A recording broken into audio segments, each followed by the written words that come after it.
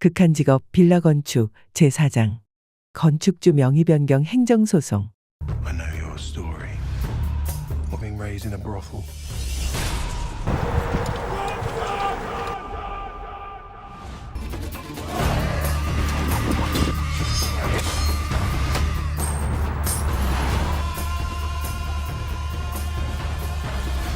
You felt it. The power.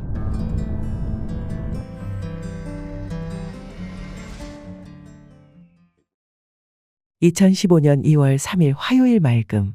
염상섭님이 보낸 우편물을 배송할 예정입니다. 우체국에서 보내온 문자를 보고 지역 담당 집배원에게 전화를 걸었더니 지금 출발해도 30분 정도 걸려요. 라고 말했다. 마이클이 네, 천천히 오세요.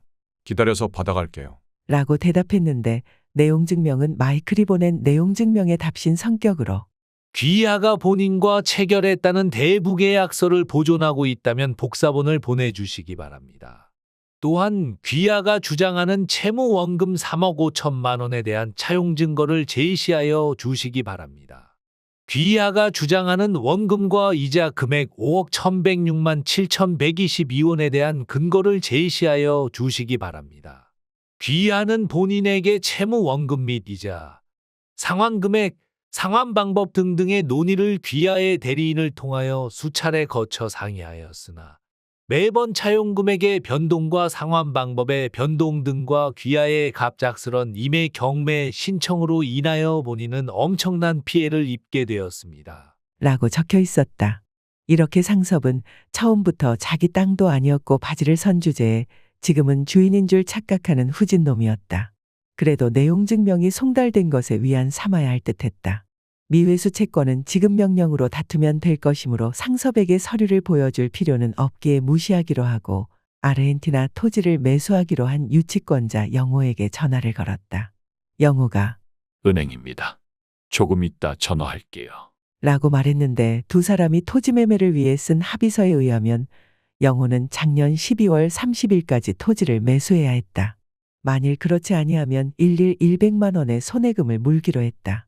그런데 지금 이미 한 달이 지났고 계약하겠다는 의지나 표현이 없어 확인하는 것이었다. 잠시 후 영호가 아니, 이번 달부터 이자는 내가 내기로 했잖아요. 막말로 내가 유치권 포기각서 써주지 않았으면 사장님이 대출받을 수 있었겠어요.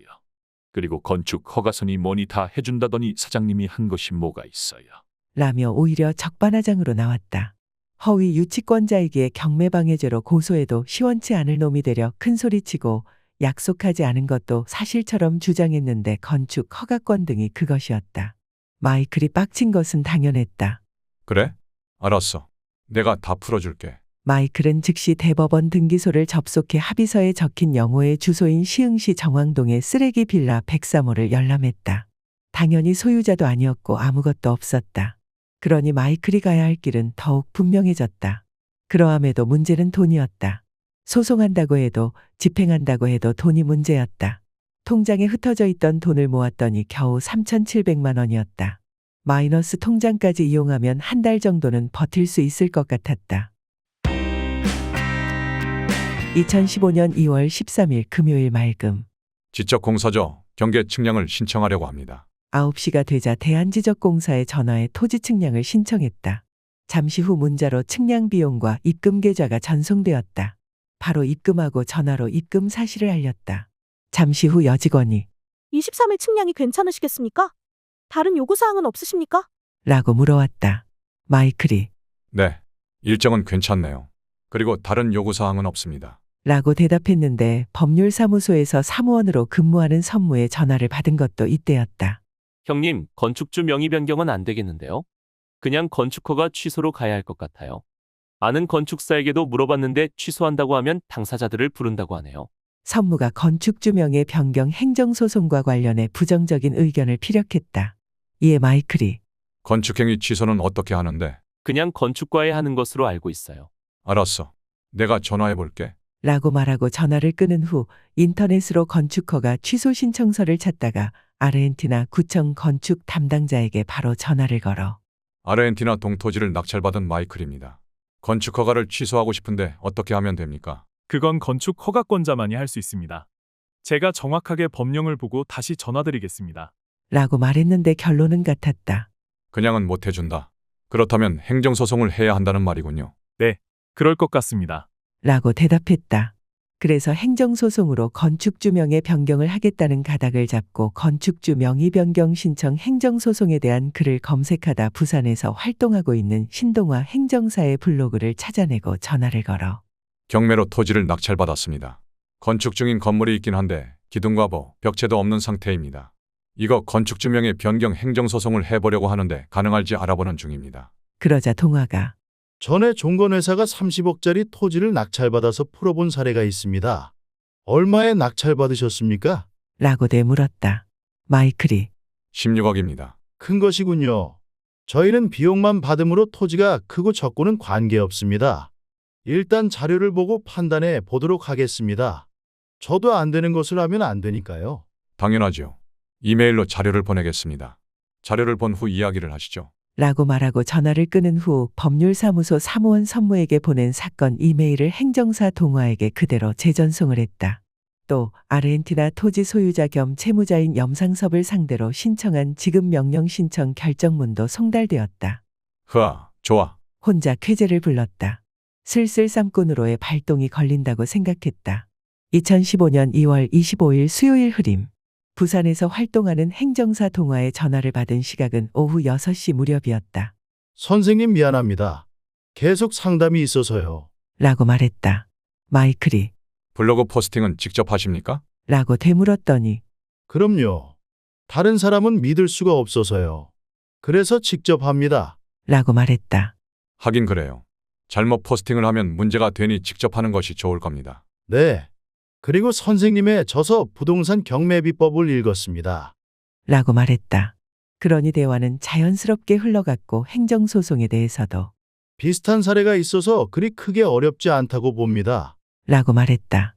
하여 건축주 명의 변경을 위한 행정소송은 신동화 행정사가 진행하게 되었다. 2015년 3월 2일 월요일 맑음. 옷장을 열어 새로 산 옷들을 걸었다. 기시노랗게 변색된 와이셔츠와 통이 넓은 바지 등은 대형 비닐봉지에 담았다. 내일 피렌체에 가는 길에 와이셔츠를 5장 정도 맞추기로 했는데 벌써 옷값으로 40만 원을 지출했고 셔츠까지 한다면 70만 원 정도 지출이 될 것이었다. 하지만 옷값은 부산의 신동화 행정사에게 지불하도록 하기로 했다. 그러니 당연히 옷을 사고 어린아이처럼 기분이 좋았는데 행정사 동화가 이메일로 PDF로 만들어진 수임계약서 파일을 보내왔다. 마이클이 전화를 걸어 수임료 말입니다. 100만 원만 빼주시죠. 라고 말했다. 동화가 아이고, 저도 직원들이 있어서 어렵습니다. 라고 대답했다. 그러함에도 마이클은 그래도 제가 프리미엄이 있는 사람인데 이번에 그렇게 해주시죠. 라고 주장했다. 행정사 동화가 그러시다면 일시불로 주시는 조건입니다. 그럼요. 바로 송금해 드리겠습니다. 그러니 100만 원어치 옷을 산다고 해도 전혀 아까울 것은 아니었다. 또한 신동화 행정사도 행정소송을 승리로 이끈다면 자신의 역량이 입증되기 때문에 전혀 손해를 보는 장사는 아니었다.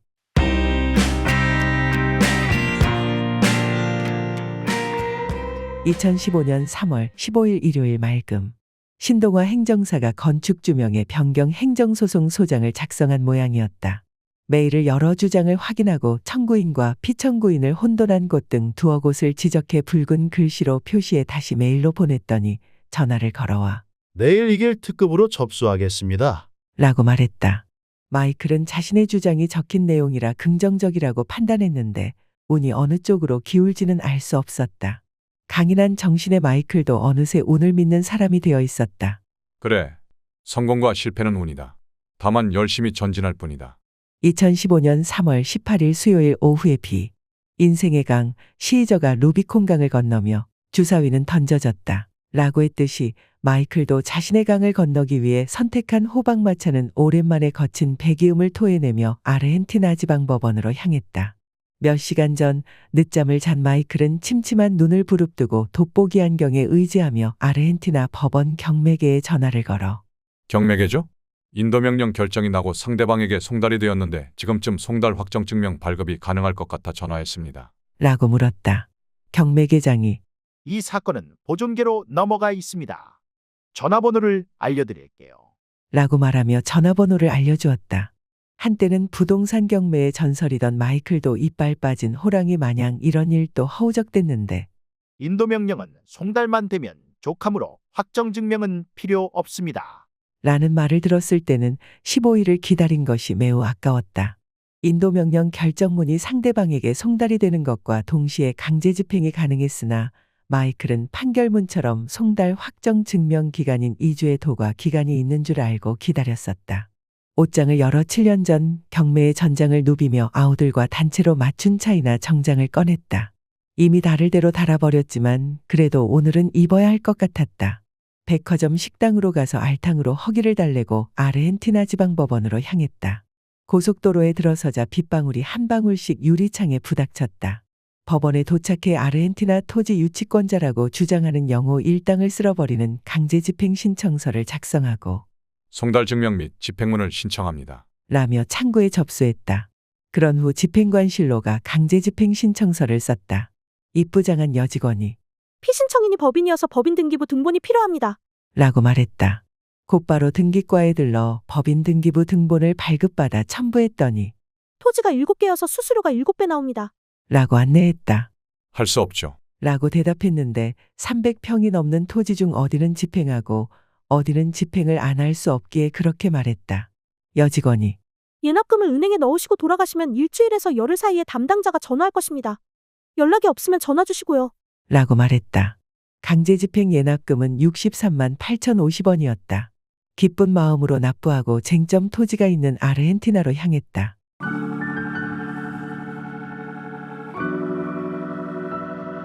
그 사이 빗방울은 상당히 굵어졌다. 호박마차는 잠시 후 아르헨티나 낙찰 토지에 다다랐다. 마이클은 울란바토르 낙찰 물건에 입성할 때처럼 큰 소리로 아르헨티나, 한번 친해져 보자. 라고 외치고 캐논 오디 마크 3 카메라로 현장을 찍으려다 놀랐다. 유치권이 있다라고 알리는 내용물이 하나도 없이 떼어져 있었기 때문이었다. 곤란한 일이었다.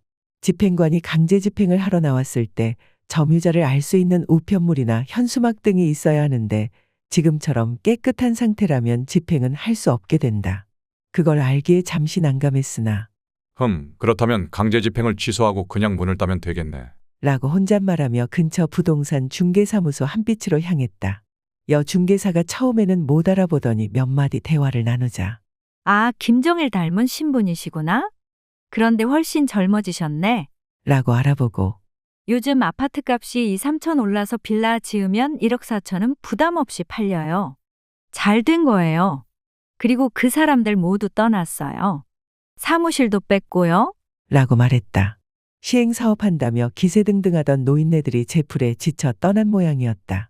중개사의 말을 들으며 몇 달 전 도시 건축 김 사장이 시장 조사를 하고 사장님, 1억 2천에 날리면 3억 떨어집니다. 라고 한 말이 생각났다. 김 사장은 35세대를 한 채당 1억 2천만 원에 분양하면 3억이 남는다고 했었다. 그런데 지금 여중개사는 1억 4천만 원에도 분양이 된다라고 하니 35세대 곱하기 2천만 원이면 7억 원이었다. 즉 10억의 수익을 바라볼 수도 있다는 말이었다. 이는 전적으로 시간의 힘이었다.